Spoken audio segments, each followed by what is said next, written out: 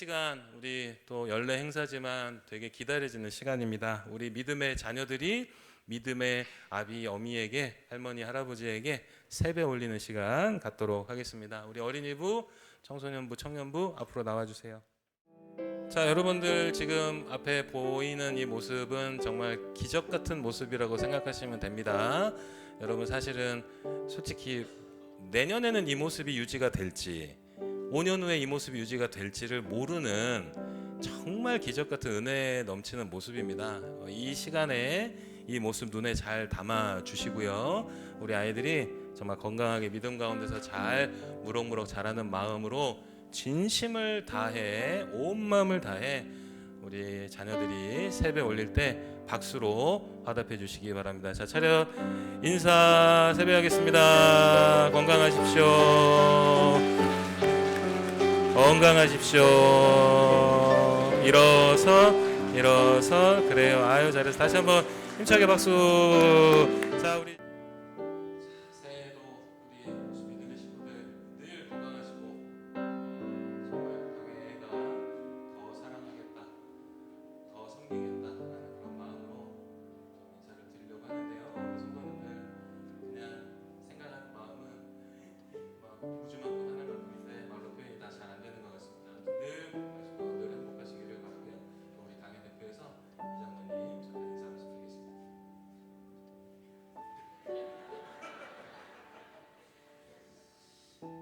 안녕하세요. 안녕하세요. 세뱃돈 돌아와줄게요. 감사하고요. 근데 성경 구절 하나 띄우라고 했는데 안 뜨네요. 올해 우리 다 같이 이런 마음으로 살았으면 좋겠어요. 우리 같이 한번 합도 한번 할까요?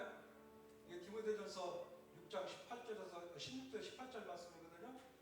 18절 19절 한번 하겠습니다. 선을 행하고 선한 삶을 많이 하고 나누기를 좋아하는 너그러운 자가 되게 하라. 이것이 자기를 위하여 좋은 선을 쌓아 자기의 생명을 취하는 것이니라. 아멘. 18절 그렇게 되기를 원합니다. 저희 장로들도 우리 목사님과 더불어서 그렇게 하겠습니다. 건강하시고 행복하시기 바랍니다. 잠깐 그 인사드리기 전에 작년에 이렇게 인사드렸더니 몇몇 분이 목사님, 장로님들, 목사님 이렇게 인사하는데 앉아서 그냥 막 이렇게 인사를 받는 것 같아서 너무 불편했다라는 분들이 많으셔가지고 알겠습니다. 그러니 자, 우리 모든 성도들 다 자리에서 잠깐 일어나주시고 당에다 사랑의 마음 담아 세배 올릴 때에 박수로 당에도 축복하고 우리 집에도 축복하고 하나님께 영광 올리는 마음으로 박수로 화답해 주시기 바랍니다. 인사 올리겠습니다. 차렷 인사.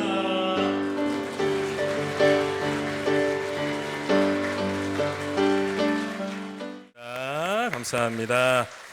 귀한 찬양 감사합니다. 우리 앞뒤자분들하고 명절 인사 나누도록 하겠습니다. 새해 복 많이 받으세요. 새해 복 많이 받으세요. 건강하세요. 네, 건강하시고 새해 복 많이 받으시기를 바랍니다.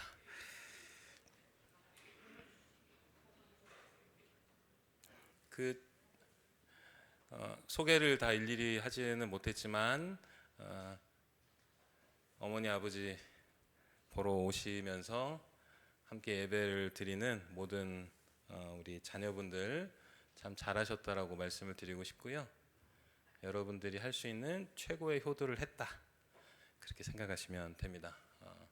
자녀와 함께 예배를 드리는 그 어미와 아비의 얼굴이 얼마나 아이 같아지는지는 이렇게 보면은 저는 다 보여요. 그러니 우리 자녀분들이 앞으로도 조금 삶 가운데 많이 바쁘고 분주하겠지만 엄마 아빠 건강하게 만들어 드리기 위해서 내가 할 수 있는 최고가 함께 예배하는 것이다 생각하시면서 자주 좀 이렇게 뵈면 좋겠다라는 생각이 듭니다. 그렇게 해주실 줄 믿습니다. 네, 알겠습니다. 아침에 우리 이제 장로님들하고 맞절을 하며 서로를 축복하는 시간을 가졌습니다. 근데 이렇게 그 두란노실에 들어갔더니 우리 장로님 중에 한 분이 저보고 목사님 독립운동가 같습니다 그러시더라고요. 그래서 뭐 악담하시려고 하시는 말씀 아니었을 테니까 덕분에 제가 또 독립운동가 같이 보이는 또 그런 또 이야기도 듣고 해서 참 행복했고 좋았습니다. 어떻게 좀 1년에 한 번 입는 건데 여러분들 그래도 잘 어울린다라고 하지 않으시면 1년에 한 번 입는 이 시간이 참 고역이니까 마음에 안 드셔도 잘 어울린다고 해주셔야 됩니다. 성가대 좀 잘 어울리나요? 저 괜찮나요? 네, 알겠습니다. 내년에는 좀 더 독립운동가 같은 모습으로 꾸며보도록 하겠습니다. 우리 온 가족이 우리 오숙교회 믿음의 식구들의 모든 가족들이 참 행복하면 좋겠습니다. 행복하면 좋겠다라는 마음으로 오늘 이 말씀을 준비하는 과정 가운데 우리가 좀 기억해야 될, 좀 더 생각을 해봐야 될 거리를 던져주는 뉴스를 며칠 전에 좀 보게 됐습니다. 뉴스에 아마 뭐 많은 분들이 아마 접하셨을 거예요. 이런 소식이 짤막한 단신으로 이렇게 나왔습니다. 중학교 남자아이가 남자 중학생 남자아이가 옆에 앉은 여자아이가 마음에 안 든 거예요. 그러면서 이제 자리 다툼을 좀 이렇게 했나 봐요. 너 저리 가라 여리 가라 뭐 이렇게 했는가 보죠. 아주 구체적이고 디테일한 것까지는 잘 이제 기억이 안 나는데 뭐 싸웠어요. 근데 이제 마음에 안 드는 그 여자아이에게 뾰족한 연필로 얼굴을 가격을 한 겁니다. 그래서 전치 한 4주 정도 나왔다 그래요. 근데 그런 거 보면서 아이고 요즘 아이들 왜 저런다냐 라는 그런 메시지를 뭐 이렇게 남게 된 분들이 많으실 건데 저는 이제 그 소식을 들으면서 그냥 그런 생각이 들었어요. 사실은 이게 어떤 중학생 남자아이만의 문제가 아니고요. 지금 이 시대의 한 단면을 보여주는 사건이 아닌가라는 생각이 들어요. 지금 이 시대가 그 남자아이가 어떤 정신병력이 있는 것도 아니고 특별히 괴팍한 아이가 아닙니다. 그냥 우리는 늘상 볼 수 있는 그냥 지나다니는 그냥 평범한 아이인데 그 아이가 그렇게 마음에 안 든다고 날카로운 연필로 옆에 있는 아이의 얼굴을 조금 거친 표현으로 이제 찍어버린 겁니다. 그러니까 뭔가 마음에 안 드는 상황이 온다든지 마음이 불편한 상황이 왔을 때 그것을 넉넉하게 이겨내는 능력이 그 아이뿐만이 아닙니다. 지금 이 시대가 그렇습니다. 그냥 내 마음에 좀 불편하다, 내 마음에 좀 싫다, 또는 뭔가 나랑 좀 대척점에 있다. 그러면은 바로 즉각적인 굉장히 거칠고 날카롭고 아주 차가운 반응이 그 즉시 이제 보여지죠. 사람들의 마음에 여유와 넉넉함이 완전히 사라진 시대가 돼버렸습니다. 근데 제가 이제 지난달에 우리 성도님들 기도해 주셔가지고 노회 임원 연수 이제 다녀왔다고 몇 번 말씀을 드렸는데 제가 이 말씀을 드렸었나요? 제가 정말 공항 가서 경제 어렵다라고 하는 사람들은 혼을 내야겠다라는 생각까지 들 정도였습니다. 여러분 과장이 아니라요. 여러분 공항이 미어 터집니다. 여러분 막 경제 어렵다고 난리잖아요. 근데 이제 저희 일행이 이제 9명이었습니다. 노회 목사님 이제 장로님 해가지고 9명 일행이었는데 9명이 같이 가서 밥 먹을 곳도 차 마실 곳도 없어요. 정말 조금 거친 표현으로 미어 터져버립니다. 저는 그러면서 생각이 든 거예요. 경제적으로 어렵다? 뭐가 살기가 어렵다라는 그 개념이 도대체 뭘까? 어떤 기준으로 어렵다라고 하는 걸까? 지금은 여러분 다들 아시는 것처럼 나 해외 나갔다 왔다는 거 갖고 자랑할 수 있는 시대입니까? 요즘 그런 거 갖고 자랑하면 나 어디 나라 갔다 왔다고 자랑하잖아요. 주변에서 이제 막 쏟아집니다. 나는 거기는 진작 갔다 왔고 여기도 갔다 왔고 저기도 갔다 왔어라는 말들이 이제 쏟아지는 시대입니다. 어디 외국 나갔다 왔다고 예전에야 수십 년 전에야 제주도 갔다 왔다고 하면 자랑할 만하고 뭐 경주 불국사 갔다 왔다고 해도 자랑할 만한 시대를 여러분 다 살았지만 지금 어디 외국 나간 거 갖고 자랑할 시대인가요? 여러분 정리를 해보면 우리는 50년 전, 100년 전, 150년 전, 200년 전으로 기준으로 삼으면 지금 이 시대는 여러분 그때 당시에 나중에 2026년은 이렇게 발전을 할 거야라고 누군가한테 이야기하면 야 아무리 상상의 나래를 펼친다고 야 그거는 너무 심하게 갔어 라고 말을 들을 너무나도 발전한 시대를 살아가고 있습니다. 조선이 건국된 이래에 우리는 상상도 못할 만큼의 발전의 시대를 살아가고 있습니다.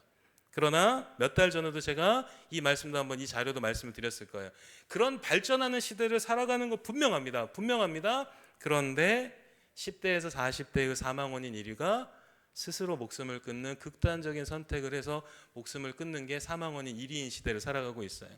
50대는 뭐 괜찮나? 50대는 2위입니다. 그러니까 10대에서 50대에 죽는 이유가 병 걸려서 죽고 사고로 죽는 게 아니라요, 스스로 목숨을 끊는 죽음이 1위입니다.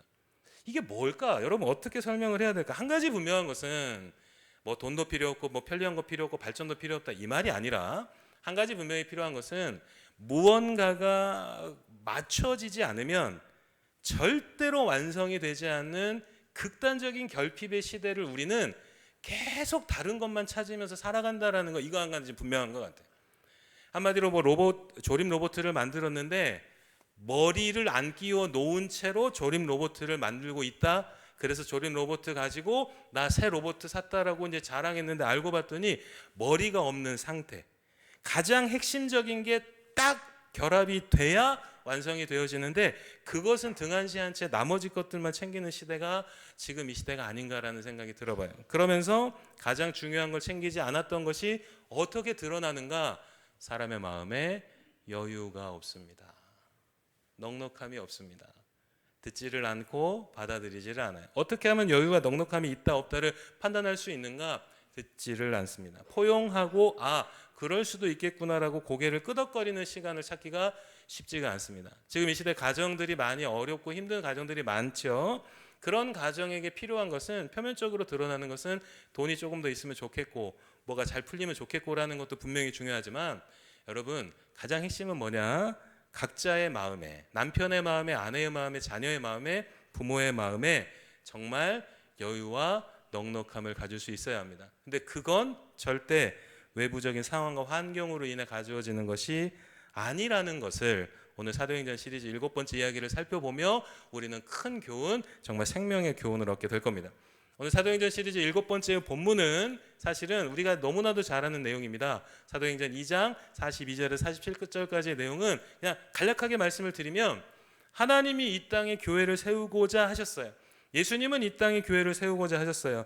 그렇게 그분들이 하나님이, 예수님이, 성령님이 세우고자 하시는 교회의 가장 완벽한 모습이 무엇냐라고 질문을 한다면 이것을 답으로 내놓아야 하는 말씀, 그게 바로 사도행전 2장 42절에서 47절까지의 말씀인 겁니다. 교회를 세우기 위해서 예수는 십자가에 매달리셨어요. 교회를 세우기 위해서 수많은 순교자들이 순교를 해갔습니다. 그 교회의 100점 만점에 100점의 모습이 뭐냐라고 묻는다면 이 모습입니다 라고 답해야 되는 장면, 그게 바로 우리가 오늘 함께 읽었었던 본문의 말씀이라는 것. 이 말씀을 오늘 깊게 다루지는 않을 겁니다. 그냥 간략하게 말씀을 드리면 여러분들이 한번 그 본문을 한번 보시기 바라요. 가장 충격적인 게 뭐냐? 자기 재산을 다 팔아가지고요, 쓸 사람 쓰라고 하는 단계가 돼버린 겁니다.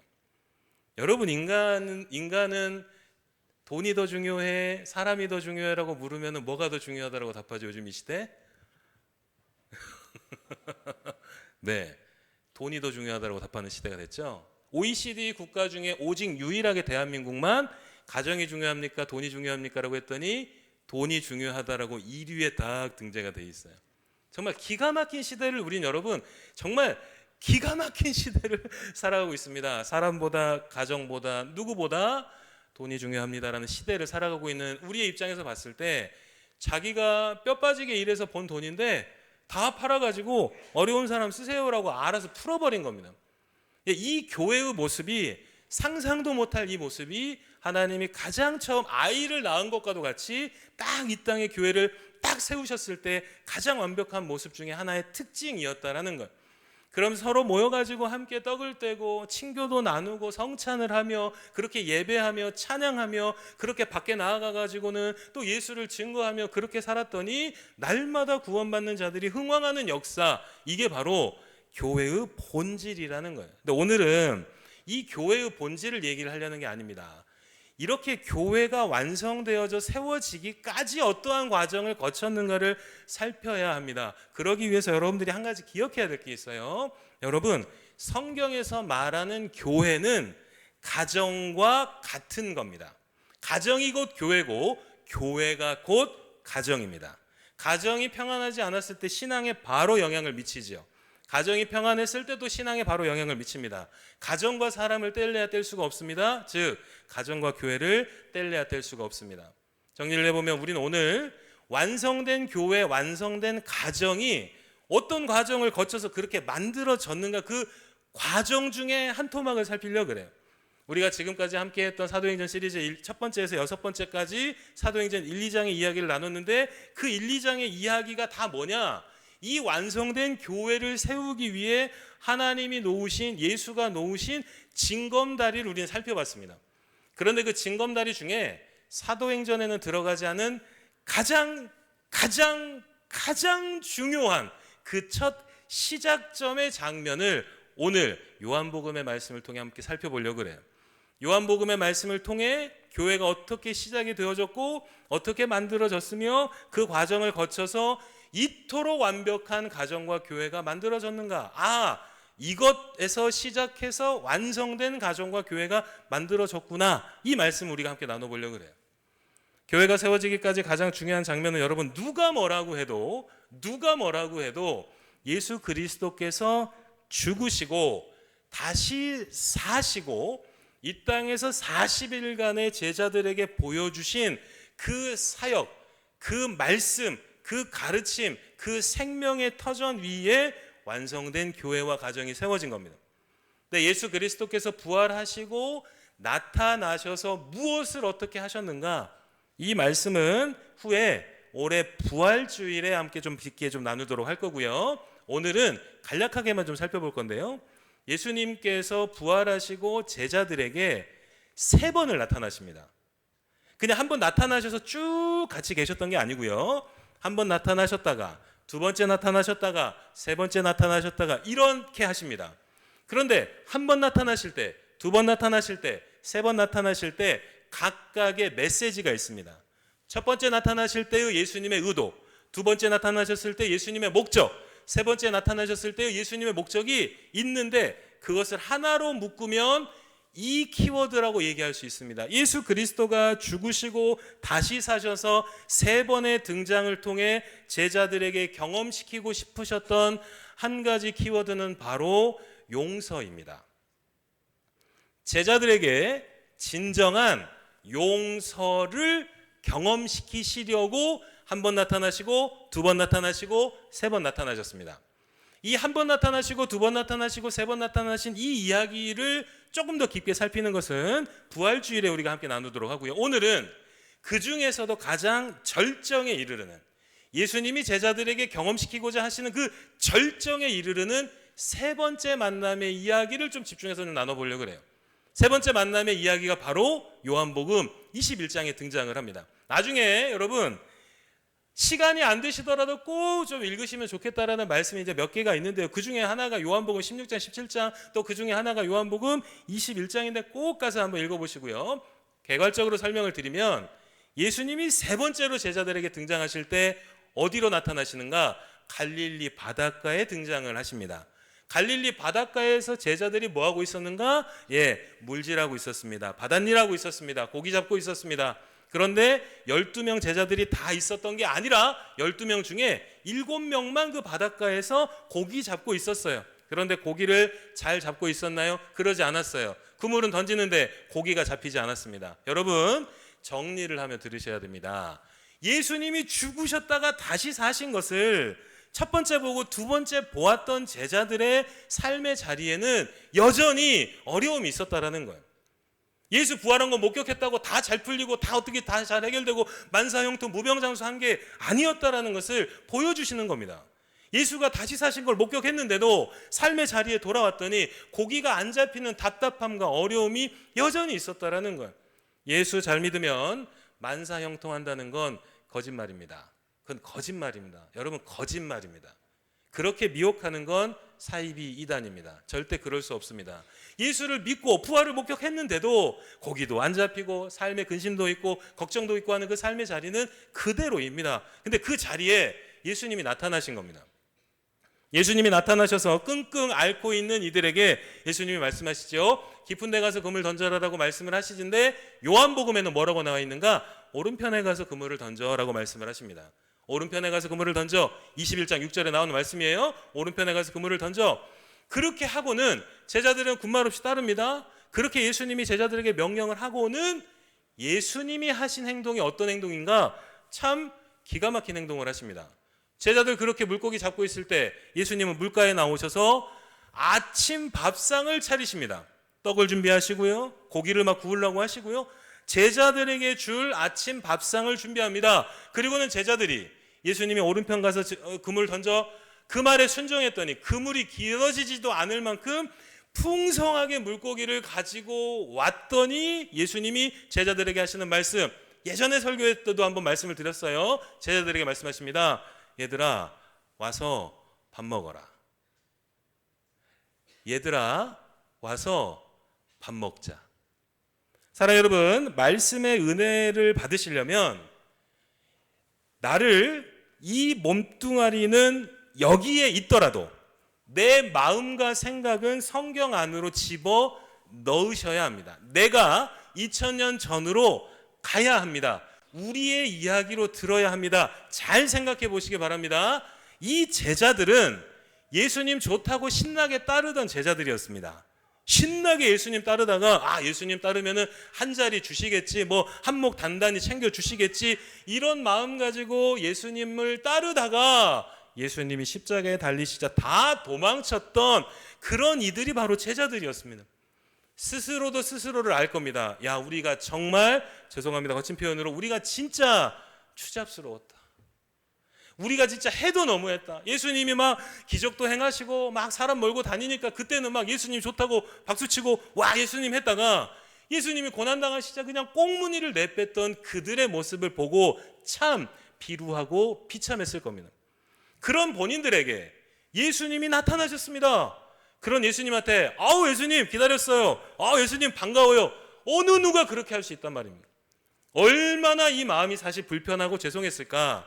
불편하고 죄송해하고 있는데 예수님이 제자들에게 야, 너 아무리 그래도 그건 아니지. 내가 너를 얼마나 사랑했는데 야, 그건 너 너무 심했어 라고 단 한마디 하지 않으시고 제자들에게 하신 말씀은 뭐냐? 와서 밥 먹어라 하신 거예요. 여러분들에게 한번 여쭤보렵니다. 여러분들의 이야기라고 한번 생각해 보시기 바랍니다. 잘 생각해 보십시오. 감정이입을 하시기를 간곡히 당부드립니다. 만약에 여러분들이 여러분들의 아버지 어머니의 가슴에 대못 박는 일을 했습니다. 이건 누가 생각해도 우리 엄마 아빠 가슴이 갈갈이 찢어질 일입니다. 용서받지 못할 일입니다. 해도 너무할 일입니다. 정말 네가 사람이냐라는 이야기를 들을 이야기를 내가 행해버렸습니다.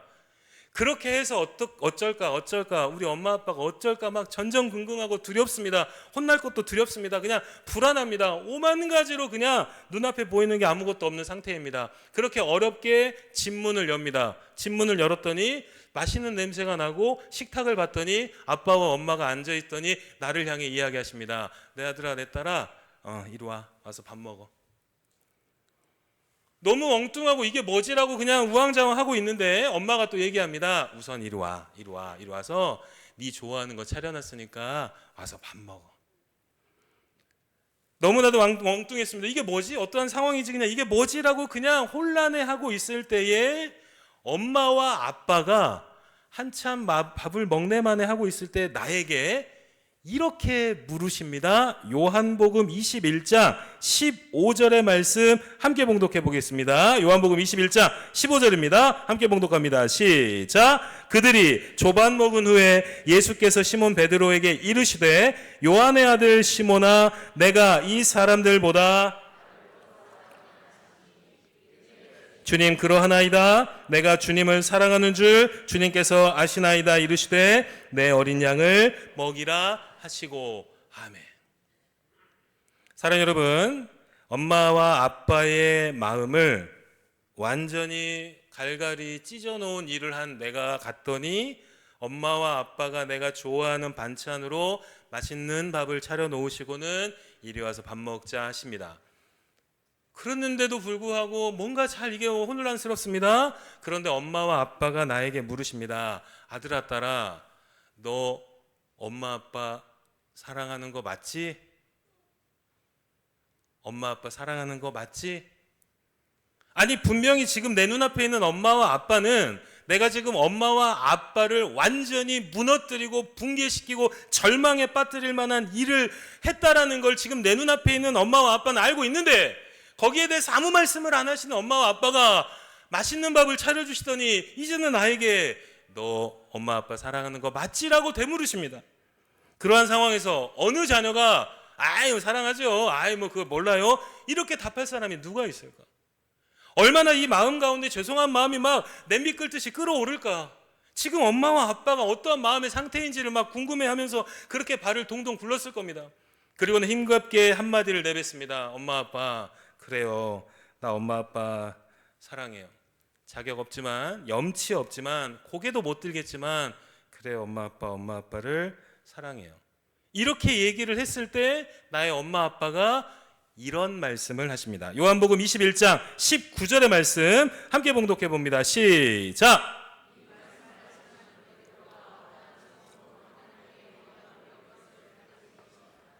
이 말씀을 하시고 베드로에게 이르시되 나를 따르라 하시니. 아멘.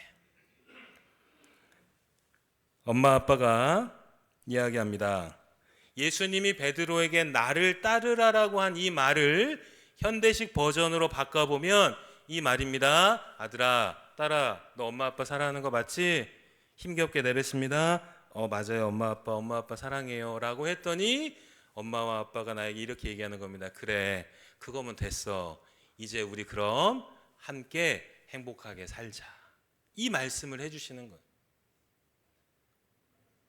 예수님이 베드로에게 하신 말씀은 나를 따르라, 깃발 꽂고 가자, 이 말이 아니라 베드로야, 그래 맞아, 너는 나에게 분명히 주님을 위해서 목숨도 바치겠다고 했던 너였어.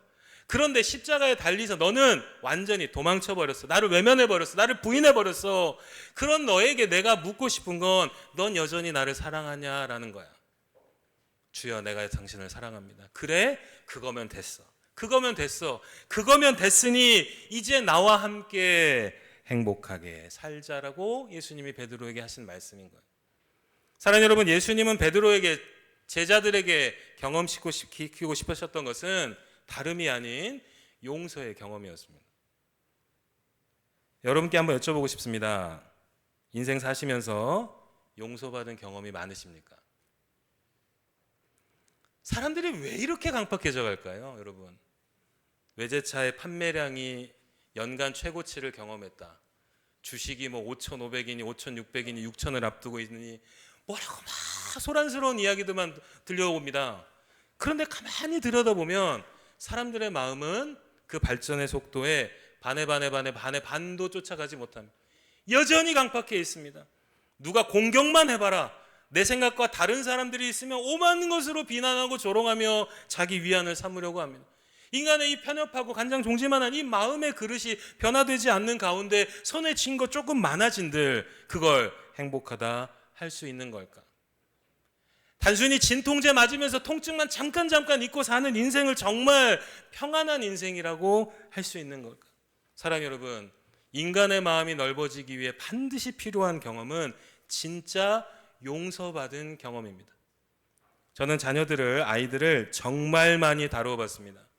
다뤄본 결과로 여러분들에게 진심을 다해 명령하고 싶습니다. 다 괜찮다라고 하는 것은 아이들 망치는 겁니다. 단언컨대 말씀드릴 수 있습니다.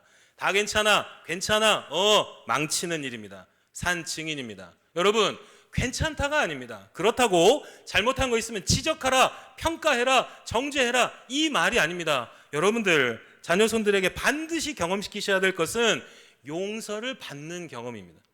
이해를 받는 경험입니다. 맞아, 나는 이만큼의 잘못을 저질렀어. 우리 엄마 아빠의 가슴을 이렇게 후벼 팠어. 내가 이렇게 못된 짓을 했어. 그런데 이걸 사랑하는 나의 어머니 아버지가 덮어주시고 용서해 주셨어의 경험이 있어야 됩니다. 잘못했는데도 괜찮다, 상관없다가 아니라 나의 잘못도 분명하게 경험을 하고 그 경험한 잘못을 덮는 부모의 사랑을 경험시키셔야 합니다. 여러분, 자녀들이 사랑받는 티가 나는 자녀들로 자라기를 다 소망하실 거예요. 어떻게 주는 게 사랑을 주는 걸까요? 한 가지입니다. 내 자녀에게 용서를 받았다는 경험을 시키십시오. 용서받은 경험을 한 이가 용서할 수 있는 겁니다. 남편은 아내를 조금도 이해하지 못합니다. 아내는 남편을 조금도 품어내지 못합니다. 부모는 자녀를 이해하지 못합니다. 부모를 향한 자녀의 마음은 원망과 상처가 치유되지 않습니다. 이대로 평행선을 걷게 하지 않으려면 이 가정에게, 아프고 어렵고 욱신거리는 가정에게 필요한 건 용서의 경험입니다. 제가 말씀을 마무리하며 아주 사소하지만 저는 이런 게 저에게는 간증입니다. 죽었다 다시 산 거, 뭐 가난했는데 부자 된 거, 이거는 전 잘 모르겠고요. 저에게 진짜 저를 살게 하는 간증의 거리가 최근에 한 가지가 있었습니다. 제가 3학년 때 초등학교 3학년 때로 기억합니다. 막 까불까불하고 방에서 막 이렇게 뛰어다니고 있었어요. 근데 아버지가 이렇게 누우셔가지고 귀를 파고 계셨습니다. 그러니까 아버지가 이제 위험하니까 원홍아 좀 가만히 좀 있어라 몇 번을 말씀을 하셨어요. 안 들었죠. 뭐 그냥 귀뚱으로도 안 듣고 그냥 막 저 혼자 신나게 막 돌아다녔습니다.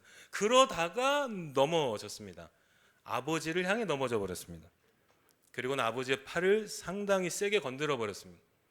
그리고는 아버지가 귀를 이렇게 후비고 계셨는데 그 귀를 후비고 있던 게 귀로 훅 하고 들어갔죠. 그리고는 짤막한 비명을 악 하고 지르시는 거예요. 그 순간 저는 이제 뭔가 잘못됐다라는 생각이 확 든 겁니다. 큰일 났다. 진짜 혼나겠다. 어쩌지? 혼나고 안 혼나고를 떠나서 우리 아빠 어쩌지라면서 오만 불안감과 걱정으로 두려움으로 그냥 순식간에 얼어버렸습니다. 그랬더니 아버지가 원홍아 너 휴지 좀 갖고 와라. 그리고 휴지를 갖다 드렸더니 귀에서 이제 피가 나시는 거예요. 나는 이제 진짜 죽었다. 쫓겨나든지 정말 뒤지게 두드려 맞든지 하겠다. 그런데 아버지가 귀를 좀 닦고 이렇게 하시더니 그냥 제 머리를 이렇게 쓰다듬어 주시고는 아무 말씀 안 하시는 겁니다. 사랑하는 여러분, 아주 사소한 경험이지만 저는 저희 아버지를 생각할 때 반드시 생각나는 장면 중에 하나였습니다. 그 사소한데도 불구하고 난 죽도록 혼났구나, 정말 나는 큰일 났다, 아이고 내가 괜히 까불었다라고 했던 그 순간을 머리를 쓰다듬어 주시는 아버지의 그 사랑으로 치유를 받았습니다. 그런데 시간이 한참 지나 저도 이제 아버지가 됐습니다. 몇 달 전에 서인이하고 함께 이렇게 누워 있는데 서인이한테 어떤 좀 장난을 이렇게 제가 쳤습니다. 그랬더니 서인이가 이제 그 나오는 반응이 좀 격한 반응이 나와가지고 무릎으로 제 코를 정말 세게 때려버린 거예요. 진짜 여러분 웃으시지만 저 진짜 별 보였습니다. 코에는 단단한 부위가 있고 좀 약한 부위가 있잖아요. 약한 부위 맞았으면 100% 코 부러졌습니다. 정말로 세게 맞았습니다. 근데 여러분 정말입니다. 저는 이런 게 간증이고 이런 게 성령의 경험입니다. 딱 그 순간 아찔하고 그냥 머리에 별 보이는 것과도 같은 그 잠깐의 순간에, 옆에 있던 아내도 걱정을 많이 했고요. 그 잠깐의 순간에 제 초등학교 5학년 때 아버지가 머리를 쓰다듬어 줬던 기억이 나는 거예요. 그리고는 저는 똑같이 가만히 좀 안정될 때까지 있다가 그 아픔이 조금 사라지자 옆에서 당연히 저희 서인이는 또 불안해하고 있죠. 큰일 났다라고 긴장하고 있었습니다. 서인이의 머리를 쓰다듬어 줬습니다. 사랑하는 여러분, 용서는 용서를 낳습니다. 사람의 마음이 어떻게 하면 넓어질까? 여러분, 고집 피울 일이 아닙니다. 우리 가정에 돈이 더 많아지면 아니요. 이제 그만 좀 그런 얘기 이제 진짜 그만 좀 해야 합니다.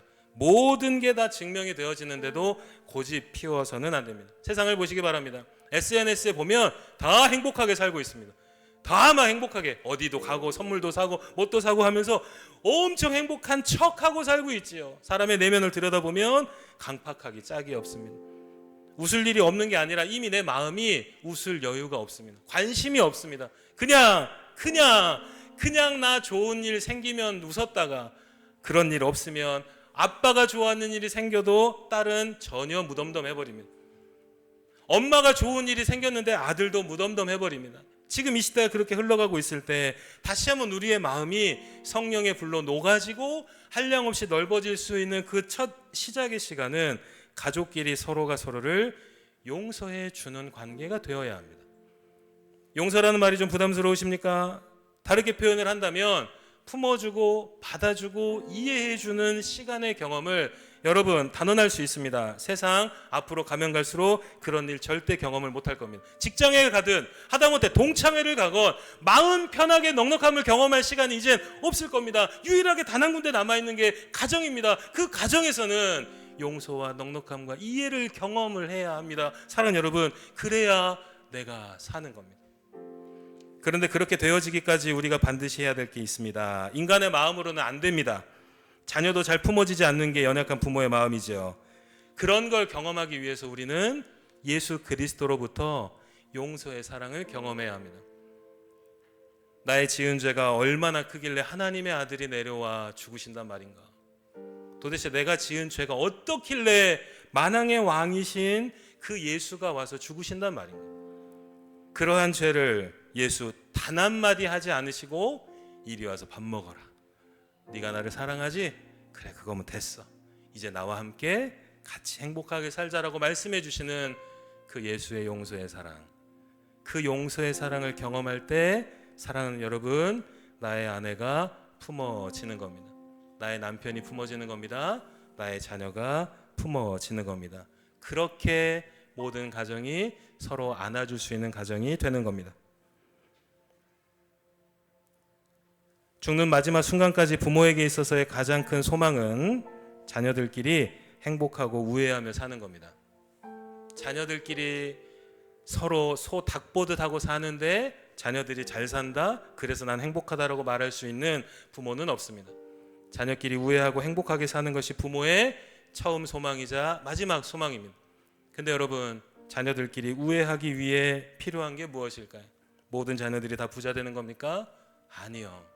자녀들의 마음에 용서해 줄 수 있고 받아줄 수 있는 넉넉한 마음을 갖는 겁니다.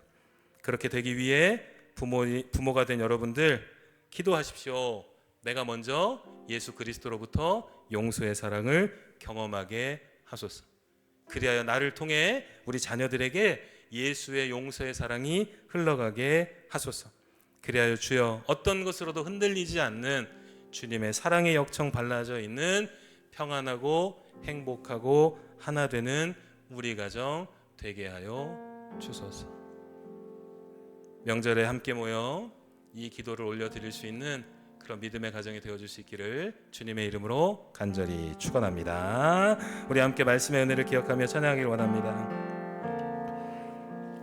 지난주에 우리 찬양단이 부른 찬양인데요, 너무 은혜가 됐습니다. 오늘 말씀의 주제하고도 너무 잘 맞고요. 사랑하는 여러분, 은혜의 힘으로 우리는 견디는 겁니다. 은혜의 힘으로 살아가는 겁니다.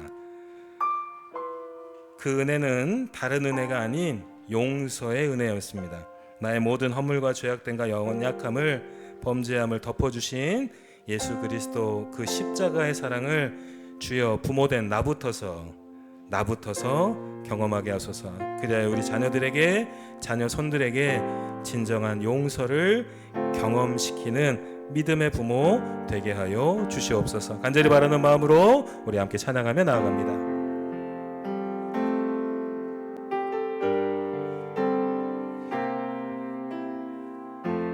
내가 고난 중에도 찬송할 수 있음은 은혜의 힘입니다. 내가 실패했어도 감사할 수 있음은 은혜의 힘입니다. 나를 대적하는 자 사랑할 수 있음은 은혜의 힘입니다. 내게 고통 주는 자 품어줄 수 있음은 은혜의